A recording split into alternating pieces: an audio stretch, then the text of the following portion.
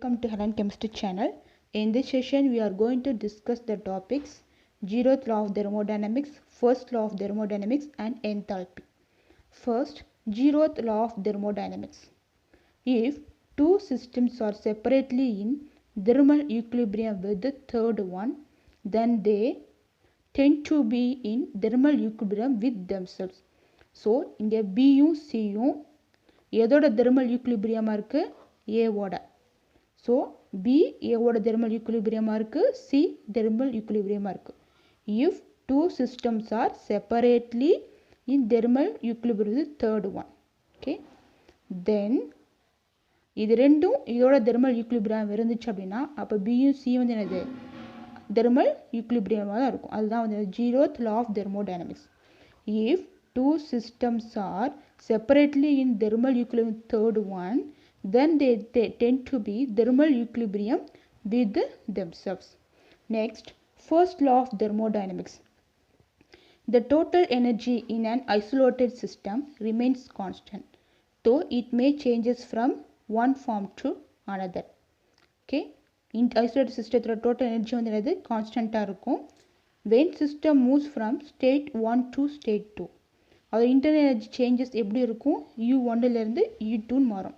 internal energy எதால represent பண்றோம்? Uங்கிற லெட்டரால் represent பண்றோம். அப்ப delta U equal to U2. internal energy final state minus internal energy first state U2 minus U1. இது எதனால பண்றோம்? Absorption of evaluation of heat is a reason for the internal change. Heat எடுத்துக்கறால கொடுக்கறனாலயோ என்னது இந்த delta U changes வந்து ஏற்படுது. சரியா? Next, total energy of a system constant.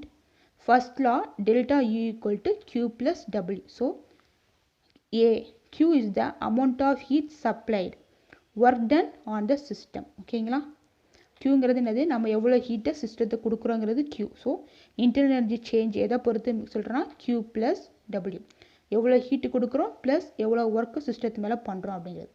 Next one, mathematical representation of first law. Delta U equal to Q plus W. This is the internal energy change. Delta U equal to Q plus W. Case 1. For a cyclic process involving is isothermal expansion for an ideal gas. So, delta U value will be 0. Then Q equal to minus W. So, heat supplied equal to work done by the system. சரிங்களா?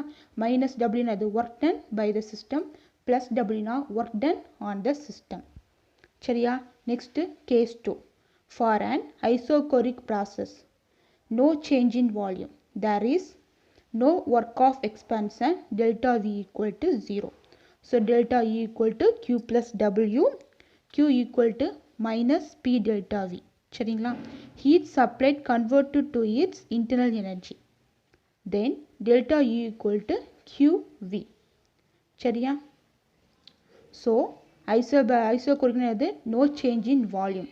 So இந்த கனளவு மாறா செயல்முறையில் கொடுக்கப்பட்ட வெப்பம் வந்து என்னவா மாற்றப்படுது? அதோட அக ஆற்றலாக இன்டர்னல் எனர்ஜியாக மாற்றப்படுகிறது. So the heat supplied to the system is converted into its internal energy. In case 3, for adiabatic process no change in heat. So Q equal to 0, delta equal to W. Here internal energy decrease ஆகுது அப்படின்னா work done by the system on its surroundings is equal. புரியுதா? work done by the system on its surroundings will be equal. Then for an isobaric process, pressure வந்து கான்ஸ்டன்டா இருக்கும். delta U equal to Q plus W. So delta U Q minus P delta V. So இந்த சிஸ்டத்தால் observe பண்ணுற heat வந்து கொஞ்சம் எதுக்கு கொடுக்கப்படுதுன்னா pressure volume எக்ஸ்பான்ஷனுக்கு கொடுக்கப்படுது. சரி, மீதி உள்ள வேல்யூ வந்து எங்கே போகுது? இன்டர்னல் எனர்ஜி போகுது. So delta E equal to Q minus P delta V. Next, enthalpy. It is defined as the sum of internal energy plus product of pressure and volume. So H equal to U plus delta V. Okay, when a process occurs at constant pressure, the heat absorbed or released is equal to change in enthalpy. Okay, constant pressure அந்த reaction நடந்துச்சுன்னா என்ன தரும்? அந்த heat எடுத்துக்கிறதும் release பண்ணுறது எதுக்கு ஈக்குவலாக இருக்கும், enthalpy ஈக்குவலாக இருக்கும். So delta H equal to delta E equal to P delta V, delta H equal to Q, pressure as a constant. சரியா? Next, in endothermic process heat absorbed by the system. எண்டோதெர்மிக்னா என்னது, heat வந்து absorption, system வந்து ஹீட்டை வந்து எடுத்துக்குது. So Q greater than 0, enthalpy value என்னது plus நெகட்டிவாக ப்ளஸ் பாசிட்டிவாக இருக்கும். சரிங்களா? தென் எக்ஸோதெர்மிக் ப்ராசஸ் ஹீட் வந்து என்னது ரிலீஸ் பண்ணப்படுது. So heat is evolved by the system. Q less than 0, டெல்ஹெச்சோட வேல்யூ வந்து என்னது negative. Then relation between enthalpy H and internal energy U. Constant ப்ரெஷரில் இனிஷியல் ஸ்டேட் வேல்யூன்னு வந்து பார்த்தோன்னா H1 V1 U1, final state H2 U2 V2, then H equal to U plus PV. So enthalpy initial state H1 equal to U1 plus PV1, constant pressure. So you cannot put the 1 for pressure. Final state H2 equal to U2 plus PV2. Change in enthalpy. So the first equation, second equation minus 1. So H2 minus H1, U2 minus U1 plus P common எடுத்துக்கிறோம், V2 minus V1. Then change in enthalpy. So delta H equal to change in internal energy delta U plus P delta V. According to first law of thermodynamics, delta E equal to Q plus W. So இந்த வேல்யூவை இங்கே substitute பண்ணுறப்போ நமக்கு என்ன கிடைக்கும், delta H equal to Q plus W plus P delta V. ஓகேவா? தென் W வந்து என்னது மைனஸ் P delta V, இங்கே சப்ஸ்டிட் பண்ணும்போது delta H equal to QP கிடைக்கும். QP heat absorbed at constant pressure.